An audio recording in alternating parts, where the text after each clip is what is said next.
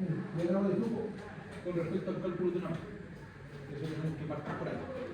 Bien, nosotros vimos esta parte, vimos el largo necesario para calcularlo con el total de la longitud del conductor, ¿cierto? Aquí consideramos la longitud del conductor. Y al compromiso económico de diseño, interesa ocupar el mínimo largo del conductor, ¿cierto? Por razones obvias, que permita una operación segura. Encontrarlo exige una solución de compromiso entre factores interdependientes. Obviamente dice ahí corriente de falla, tiempo de falla, ¿ya? Largo del conductor. Estas tres cosas tienen que engranar, ¿ya? Las tres cosas son las que participan en el diseño de la malla tierra y obviamente de cuánto conductor me puede salir o no. ¿Ya?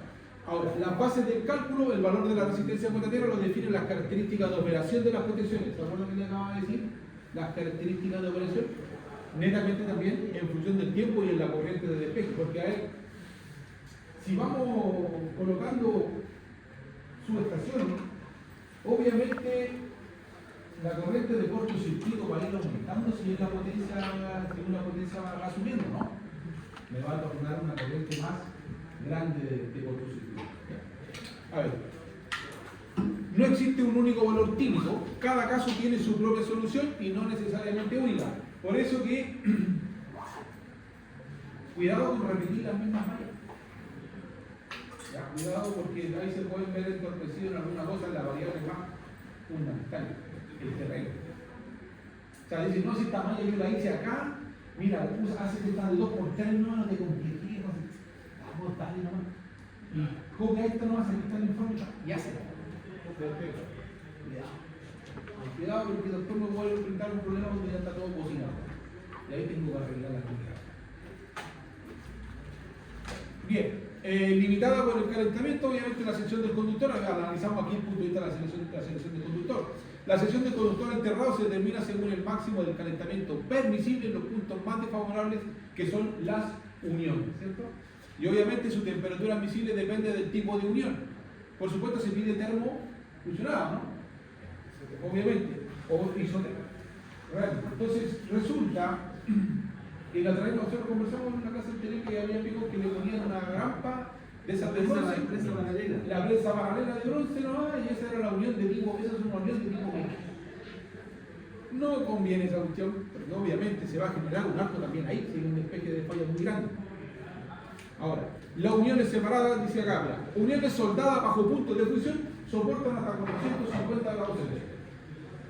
Las uniones separadas, temperatura permisible en la unión, 250, menos temperatura soporta. Existen tablas que dan la sección del conductor en función de la corriente de falla, el tiempo de operación de las protecciones y el tipo de uniones empleadas. Sí, eso lo van a encontrar también. Hay unas tablas representativas que están en los pliegos técnicos también. Vayan al pliego técnico número 4 y van a encontrar los conductores para ese tipo de cosas, que son conductores de cobre desnudo. Esos son los que deciden, la tabla de cobre desnudo. Ahí está. Esa tabla está en el pliego técnico número 4. La tabla de los parámetros, lo vemos acá, la obtención de el KM que tiene que ver con el asunto de la malla, y obviamente los factores también. Ahí uno tiene que ver con la distancia entre conductores, el diámetro del conductor calculado para la malla y obviamente la profundidad, la HL, la profundidad de 0,6 metros, está a esa profundidad estandarizado. Es como un estandarizado en la malla, esa profundidad de la tabla de distintos datos solo para ese nivel de profundidad. ¿Ya?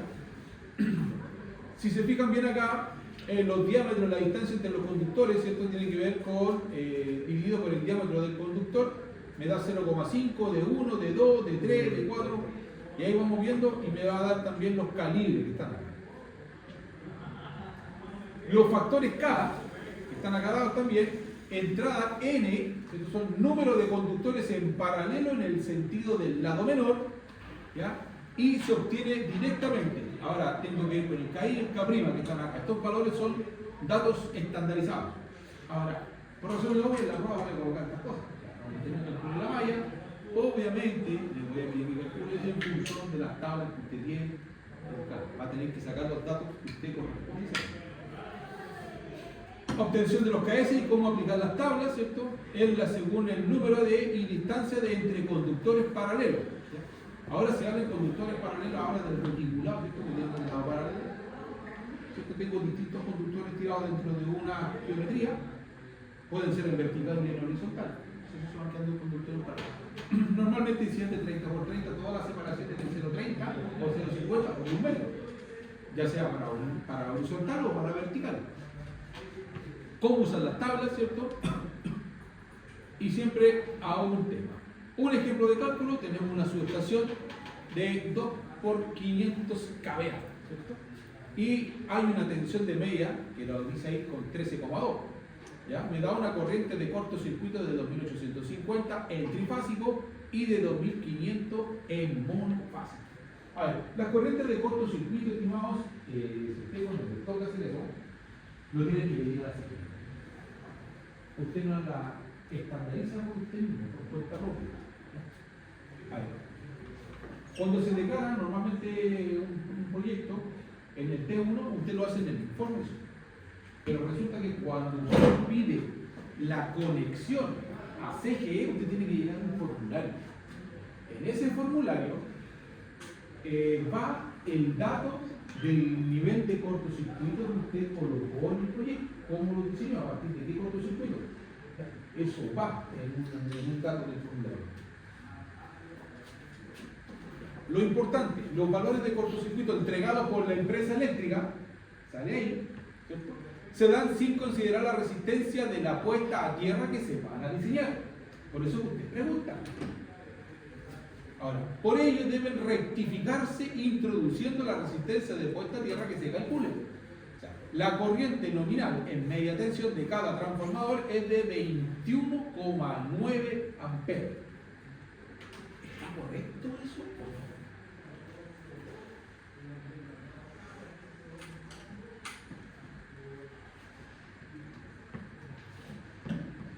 Está correcta la de 21,9 amperes de corriente nominal de cada transformador, porque ahí me dice, ahí tengo dos trafos. Tengo dos. Por lo tanto, si sumo las potencias, me da 1 mega por ampere, 1 MVA. El otro transformador sumado de 500 me da 1 MVA. Pero resulta que me está diciendo que cada transformador tiene 21,9 amperes. ¿Por qué 21,9? Debería ser más. Son 500 kVA.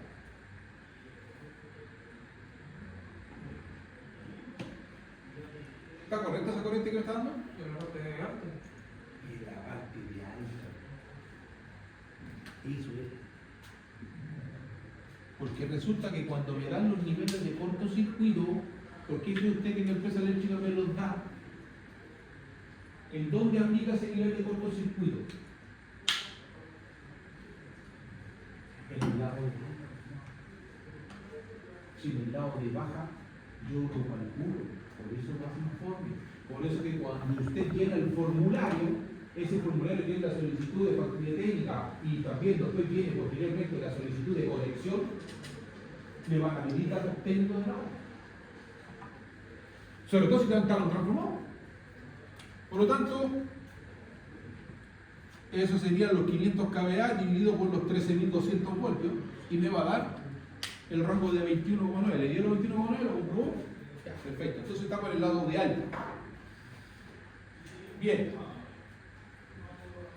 Con respecto a la selección del fusible y del tiempo, también tiene que estar.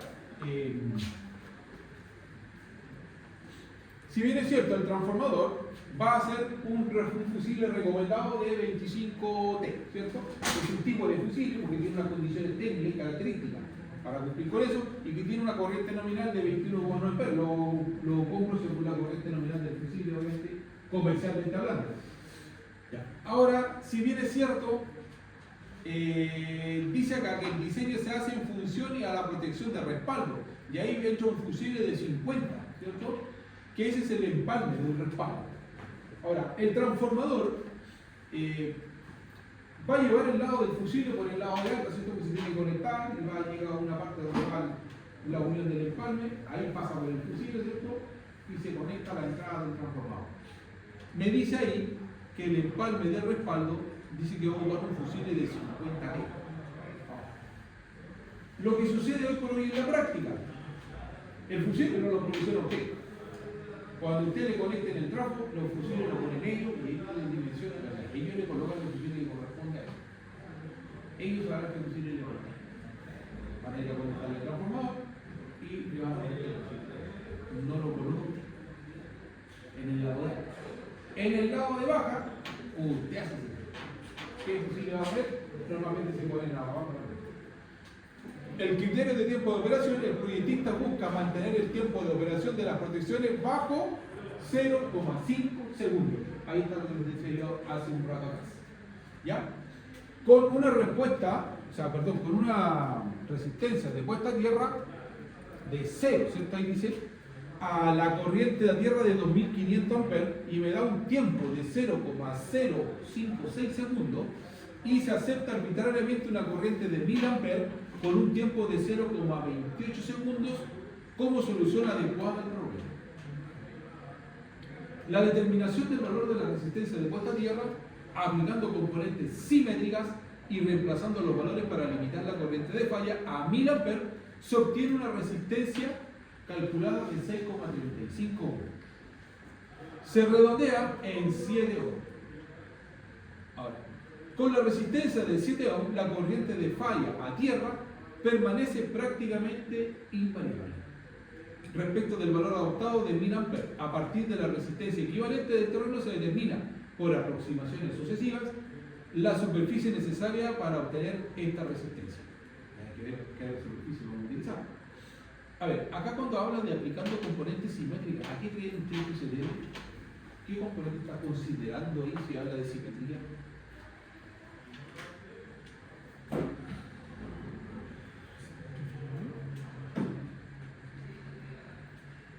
Porque no se olvide que estamos hablando de determinación de un valor de puesta a tierra por corriente de falla. Exacto. Él considera un cortocircuito trifásico. ¿Por qué?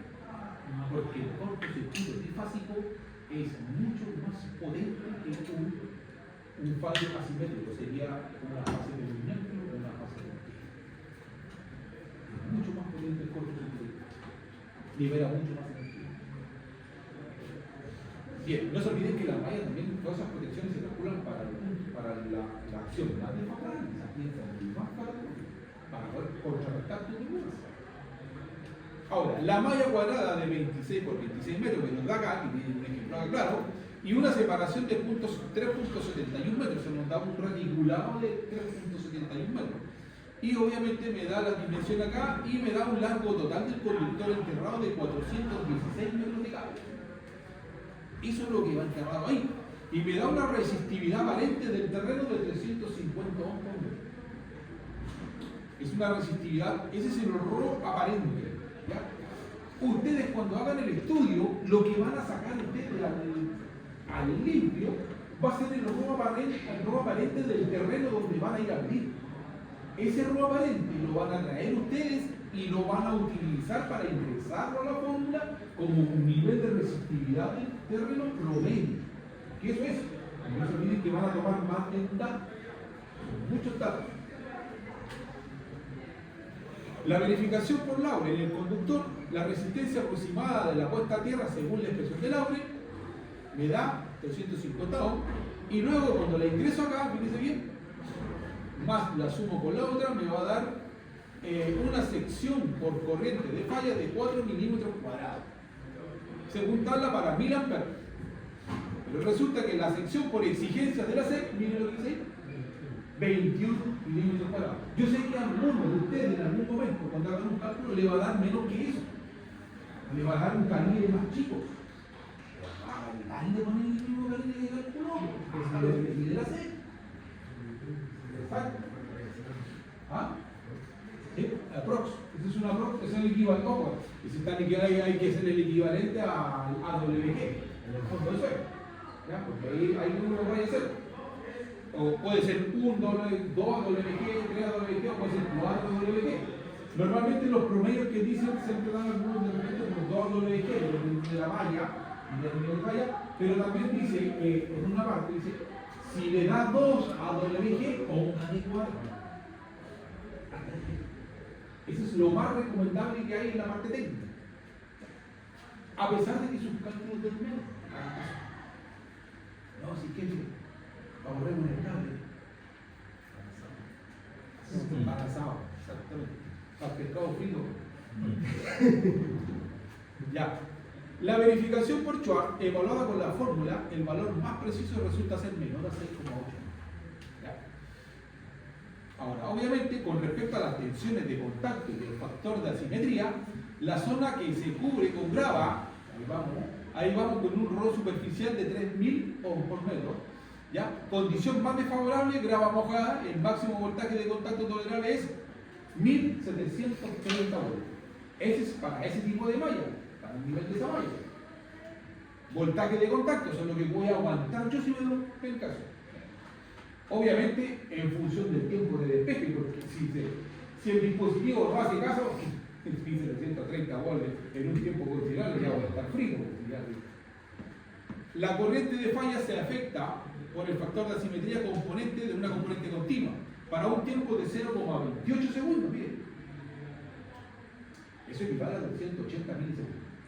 Entonces, por lo tanto, un factor de 1.1, luego que la intensidad de falla multiplicado por eso me va a dar una intensidad de 1100 amperes.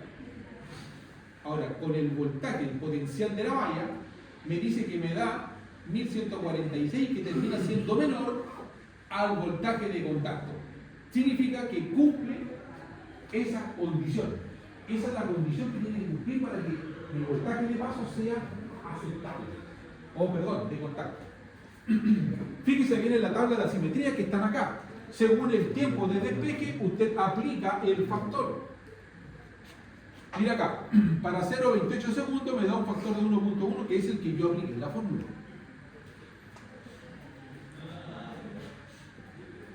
Ojo, si es 0,5 o mayor, me da un factor de 1. A ver, si es 0,5 mayor, significa que si yo paso a 1 segundo, a 2 segundos, a 3 segundos, a 5 segundos. Ahí va a ser siempre 1. La tensión de paso en la periferia, ¿cierto? Habla del diseño adecuado y obviamente dice que tiene que ser tolerable al voltaje máximo, ¿cierto? Igual que con la tensión de contacto, el voltaje de paso en la periferia resulta ser inferior al máximo tolerable y diseñado por la puesta a tierra. Ahora, las consideraciones prácticas de la malla, la ubicación de la malla debe ser preferentemente bajo el equipo a proteger. Lo ideal es que los límites del recinto de operación coincidan con los de la malla, de modo que solo acceda al personal calificado. Obviamente, lo que conversábamos delante, que la malla obviamente tiene que tener una capa, pero también tiene que estar aislada, tiene que estar en una zona donde no transite. Ahora, sabemos muy bien que los edificios está bajo el concreto. La cobertura superficial, donde la malla traspasa el recinto, cubrir al menos 1,2 metros al borde del material, con alta resistividad, o sea, baldosas, asfalto o chancado de mayor a 5 centímetros, y evitar prados o jardines sobre la malla. Que también he visto esos casitos de algunos ponen la malla sobre el jardín. ¿Qué pasa? Que está en tierra húmeda. Están plagando constantemente. Sí, pero el mismo quisiera sentar al jardín. Malla interconectada, si falta superficie, la malla equipotencial bajo el equipo y malla resistencia en un punto remoto, vemos que la unidad es al menos 2 puntos. Ahí obviamente dice cuidado con transferir potenciales a otros puntos. Y aquí vemos el formulario que está con el diseño de la malla y las fórmulas que hemos visto hasta el momento, que son acá, para qué sirve cada uno. Vemos el axial, ¿cierto? El voltaje de paso, el voltaje de contacto máximo, y obviamente estos son para arreglar. Bien, ¿vieron el temita de la hoja que les publiqué? Lo voy a publicar al tiro. Vamos al tiro acá a lo que sea.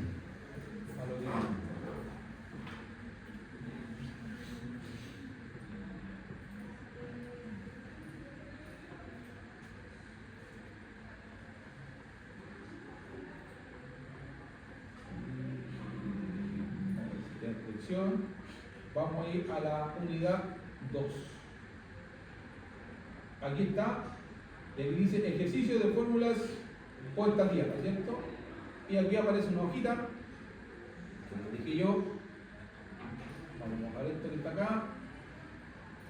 ¿Qué aparece esta hojita que está acá? Vamos a ir partiendo para soltar la mano con los cálculos, no tirarlos todo de lleno a una malla, calcular una malla como loco. Y para vomitar números es re fácil. Pero lo mejor es entenderlo. Bien. La fórmula de cálculo sistema puesta a tierra, vamos a aplicar ahí. Ahí hay una fórmula de resistividad equivalente del terreno, ¿cierto? La primera fórmula que aparece ahí. ¿Ya? Donde me dice, se ve bien de atrás, ¿no? Porque va a ampliar la hoja. Amplía. Ampliar la base. De por sí ese de acá adelante se ve chico. Ahí, bueno. Un poquito más. ¿Está mejor? ¿Está mejor, no? Sí. Ahí. Ya, ahí habla de fórmula de resistividad equivalente al terreno. Y ahí vemos, en terreno estratificado de multicapa es necesario determinar el valor único de la resistividad equivalente que representa el comportamiento global del suelo frente a la geometría de la malla. Va a dar el criterio ahí que se llama de punto Piquet, ¿cierto? Es un criterio, una fórmula establecida por él, donde me dice que calculo la resistividad equivalente y tengo la resistividad del estrato, ¿cierto? Y el factor auxiliar de forma basado en la profundidad y geometría. La fórmula que está acá, estas son las variables que están puestas en la fórmula, las voy a explicar. Y aquí dice variables auxiliares asociadas y cómo se produce ese cálculo. Y lo van a realizar de la siguiente forma, está indicado paso a paso ahí.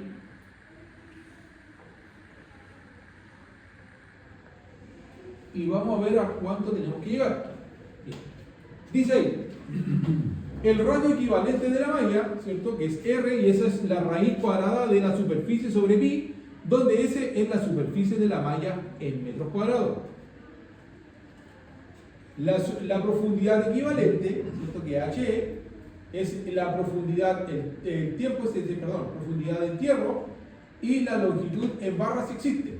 La variable de contorno, ¿cierto? Que es el radio, es el R sub 0, me da la fórmula y me da el factor de forma de la capa, ¿cómo la obtengo?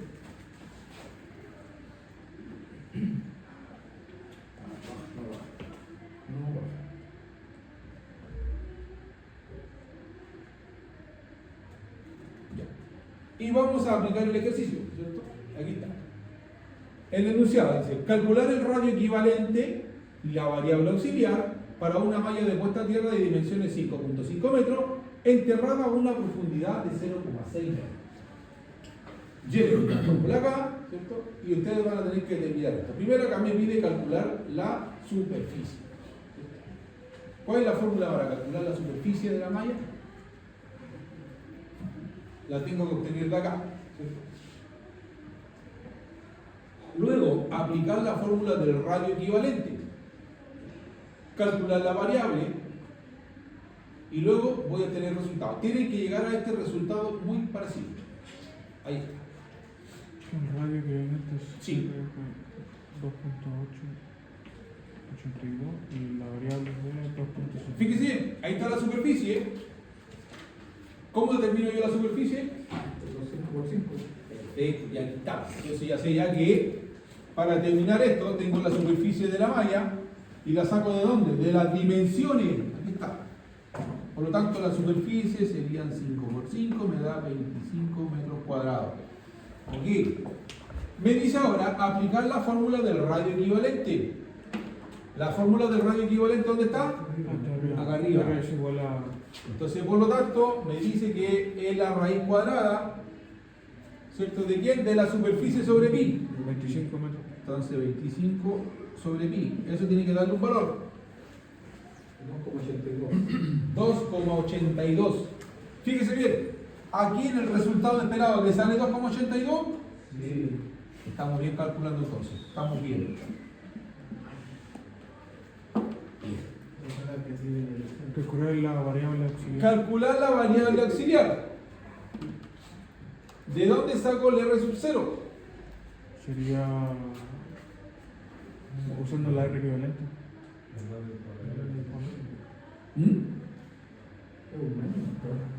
Es la raíz sobre...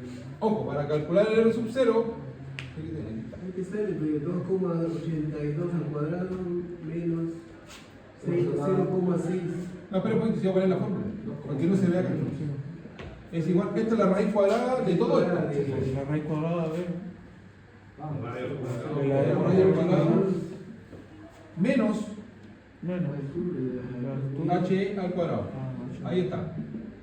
Entonces ahora lo que va a hacer usted es lo siguiente. Entonces es un 0, sería 2 puntos. sale el radio cuadrado que es 2.82 menos. el h es 0,6 al cuadrado. Y eso nos debería dar 2.75. ¿Cuánto? 2.75. 2.75. 2.76. Metros. ¿Sale ahí? Sí. Entonces ahí está, perfecto. Y ahí está, perfecto. Ojalá sí diría el examen.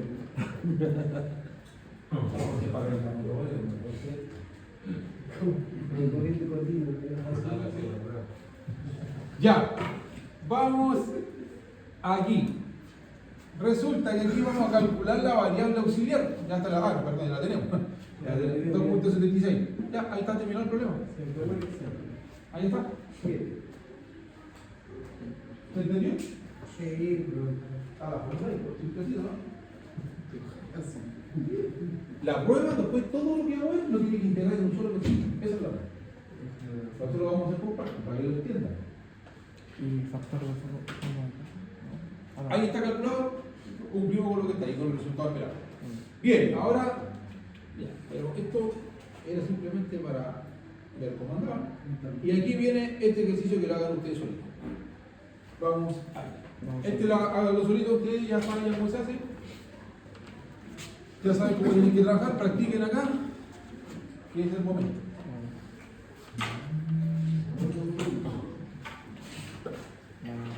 Esto pues ocupando el método de Lorentz, que ahí está la fórmula, les dejo la fórmula ahí. Y vamos a poner el ejercicio acá.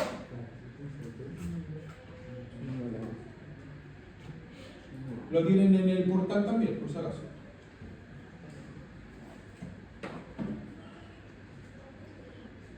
Ahí está el enunciado, ¿cierto? Está el problema de aplicación. ¿Ya? Una malla de 5×5, ¿cierto? Un reticulado de 1 metro, tiene una longitud total de 60 metros. Si la resistividad del terreno me da 100 ohms por metro, calcular la resistencia de puesta a tierra usando Lorentz, ¿cierto? Y me da el radio, 2.82, me da un dato, tengo la fórmula ahí, listo, es cosa de tirar los datos a la fórmula y procesar, es el más fácil. La fórmula está dada.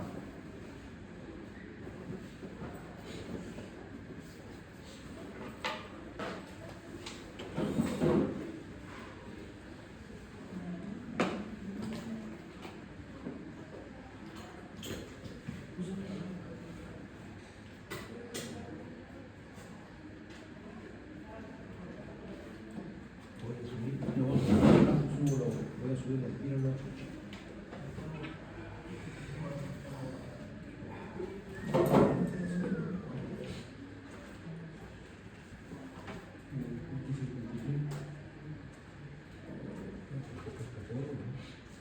¿Alguien sabe lo que es un adendum? Una deuda es como una extensión. ¿Extensión? Una extensión, bueno, nosotros como decían, una deuda era como una extensión de un contrato o alguna relación. Ah, tiene, claro, si estaba hablando de contrato debe tener ese significado, pero igual estamos hablando en función de la SEC. Ah, En la SEC. Bueno, me voy a explicar, para que sepan cuando empiecen a declarar. Un adendum es una forma de corregir un dato mal hecho en una declaración de un T1, un T4, lo que sea. Si ustedes necesitan corregir algo que ya fue aprobado, obviamente, necesitan hacer un adendum porque tienen que modificar el certificado. El certificado nace y finaliza con el dato que usted le puso. Si no lo modificó antes, está frito. Una vez emitido el certificado, usted no puede hacer ninguna modificación. Y ahí nace ese concepto. El adendum para modificar algo que ya fue declarado. Y antiguamente el adendum lo podía hacer tú directamente desde la página, hacia la solicitud por la página. Ahora, lamentablemente, se van a tener que fumar el portal de transparencia. ¿Cómo son? Tienen que hacerlo por ellos.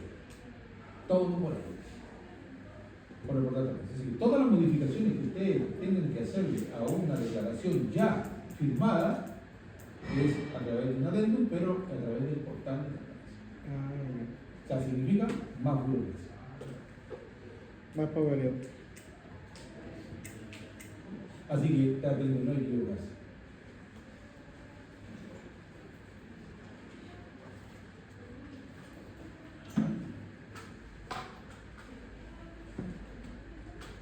Ya puedo subir.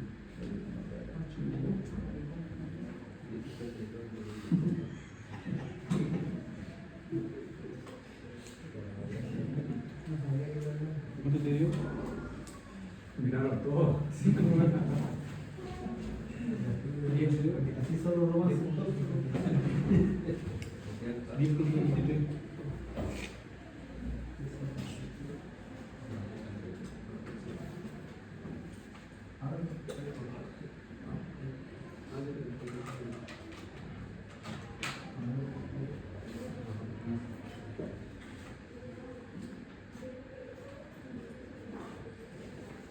Ya, aquí dejé la próxima del grupo directo.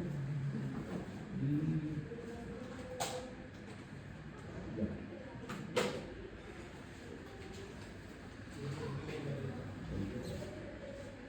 Ahí le dejé dos formularios que son los mismos que yo tengo acá. Fórmulas para calcular están acá, los tengo yo impresos, pero yo se los dejé a ustedes y a los niños, porque eso es cuando empecemos a calcular la malla completa. Tienen que tener esos formularios, traten de tenerlo impreso, si no, van a tener problemas.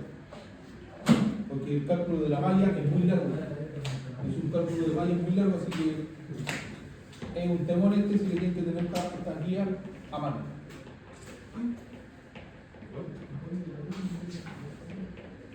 Ya, vamos a ver el tema tiro de lo que es el Excel para lo que es.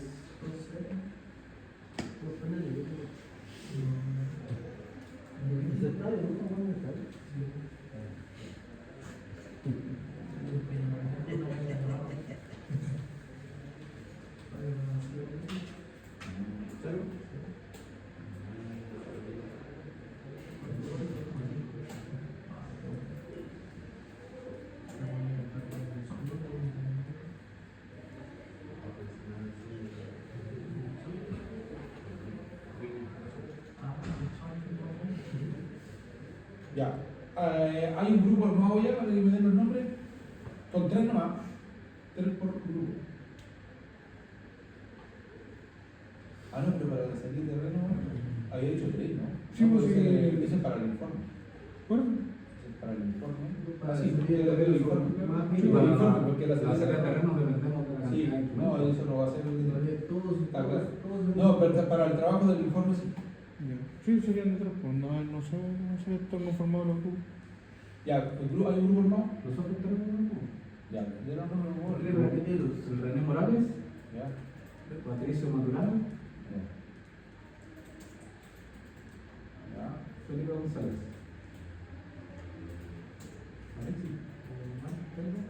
Sí, pero hay uno también, el Kevin ¿Qué Cortés? Cortés.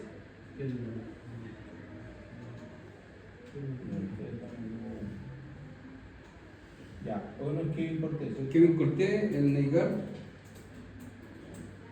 Ya. y el Alejandro Zapata.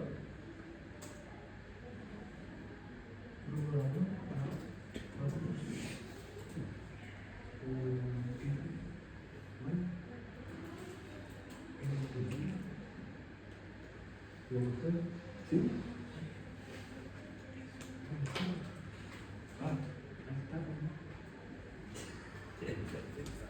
Sin tarro. Con tarro, sin tarro.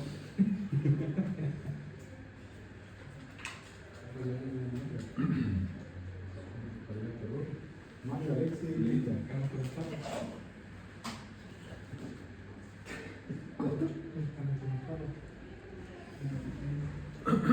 Ya, el otro grupo. El otro grupo, hermano. Mario Alexis Cristian. Cristian. ¿Cómo es eso? Decir, La dos. ah, La dos.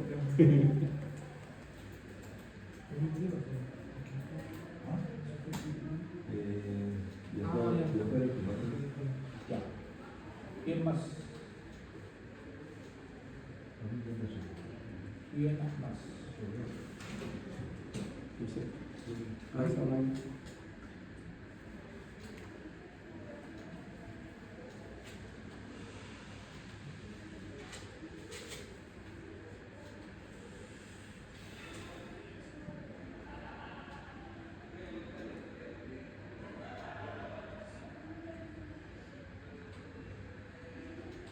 El otro estaba el Baby dijo que iba a hacer con el compadre que es de cuarto, que iba a traer el equipo. Montaño. Ah, el Álvaro montaño. Montaño. Ese. Sí. ¿Álvaro? ¿A ti avisó? Sí. Ya. Ahí anda. Sí, pues trabajamos juntos. Sí. Entonces está en el turno, se dio con alguien, pero le faltaba uno. Entonces ahí no sé cómo Ya, lo ahí tienen que buscar a uno y otro. Ya, listo. Y falta otro acá. Otro más. Ya. Falta otro lugar.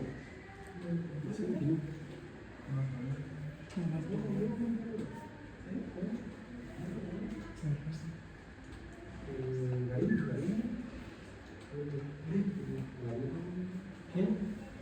Ah, Ya, ahí. ¿Con quién? la Ya, la Brasil.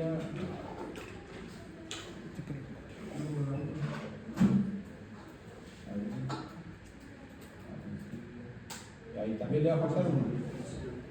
Ya. ¿Y está bien los tres o le falta uno también? Ya. Falta uno ya. ¿Hay otro grupo más? Yo estoy con el Patricio. El otro Marcelo. ¿cómo se llama? Marcelo. Ya, Le faltaría uno, pero no sé, al día que lleguen mañana.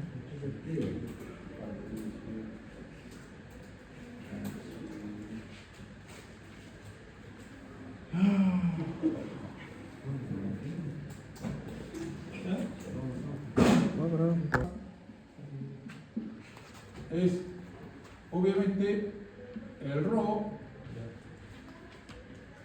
Entonces es el robo aparente. El robo aparente. ¿Cierto? Y eso es dividido 50 por como 45. 2 por pi por la longitud. Y esto es por. Obviamente. Ahí viene el logaritmo natural. El diámetro es 0,019. De 4 por L sobre D, que es la distancia de la barra, menos 1, que es esta.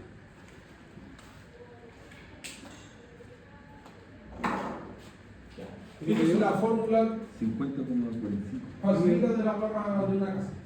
¿Les dio un valor aproximado? ¿Cuánto les dio? 50. Sí. Ohms. Veamos si es cierto. Ahí está. Ahí están los cálculos. Profe, esa es la fórmula de Dwight, ¿cierto? ¿Ah? Es la fórmula de Dwight. Dwight. Pero esa no era dividido el radio, y ahí está dividiendo el diámetro. Pero hay dos, una de Dwight y la otra de. La otra sí. No recuerdo, ¿se acuerda que le dije yo que había dos fórmulas? Había dos. Cuidado, hay dos fórmulas más de la barra. Sí, pero hay una que es. Pero era con radio. Con radio, bueno, aquí me la tiró. Con diámetro. Claro, me la tiró con diámetro. No sé, la tengo anotada acá y he hecho la misma fórmula que nos dio cuando hizo. En protección, sí. Pero en vez de diámetro es radio. Radio.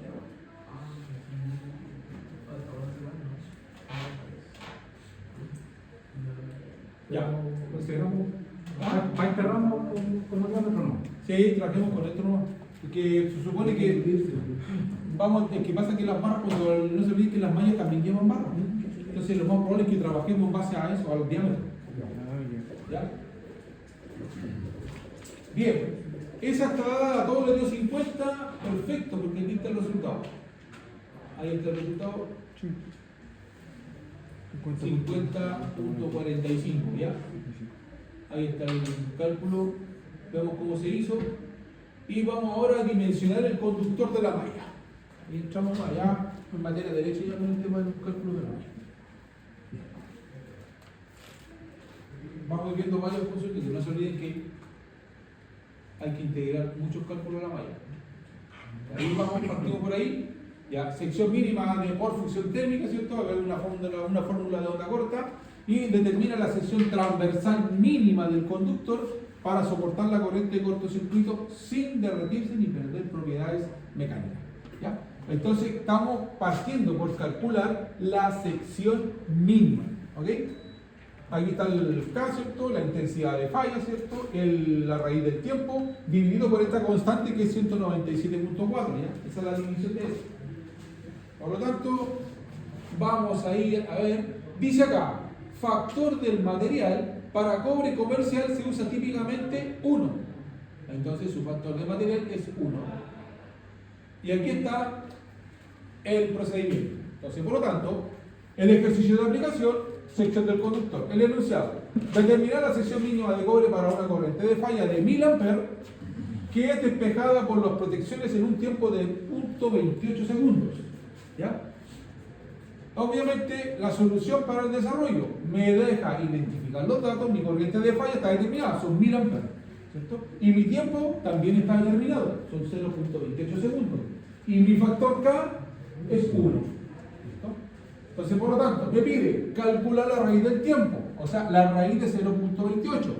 Me pide aplicar la fórmula, esta que está acá, y luego me dice establecer por nota normativa, aunque analíticamente da, ¿cuánto da? ¿Cierto? La exigencia de la Superintendencia de Electricidad y Combustible impone un mínimo de, y para razones de resistencia mecánica y corrosión. Y el resultado esperado es que tiene que darle a ustedes esos puntos. Esos son los resultados que tienen que llegar a ustedes.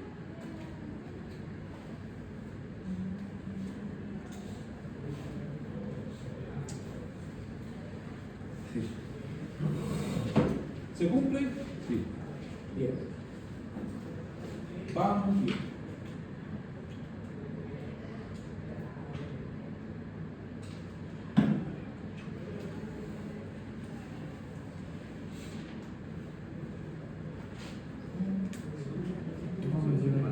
¿Qué está jugando? Bolivia. ¿Hizo un gol el Chavo? ¿Hizo un gol el Chavo? ¿Ah? 2.68. ¿Quién está jugando? ¿Lo pillé?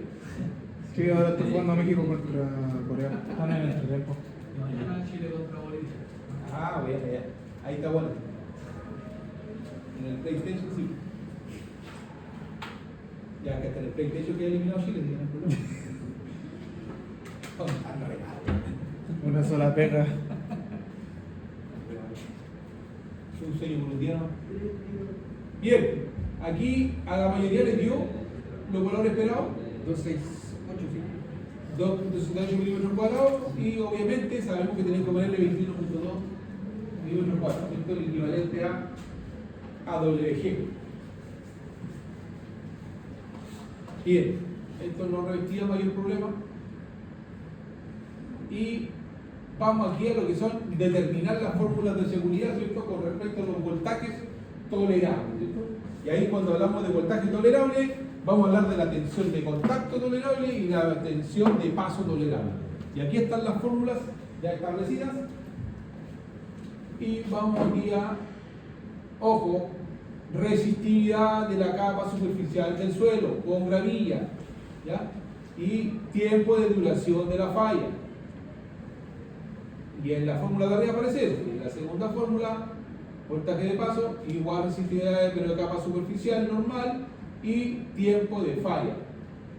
Me da el enunciado y dice ejercicio de aplicación. Voltajes tolerables con capa de gravilla. Calcular las tensiones tolerables de contacto y de paso para una persona de 70 kilogramos en una instalación protegida con una capa superficial de gravilla húmeda con un ROS superficial de 3000 ohms por metro y un tiempo de despeje de la falla de 0.28 segundos.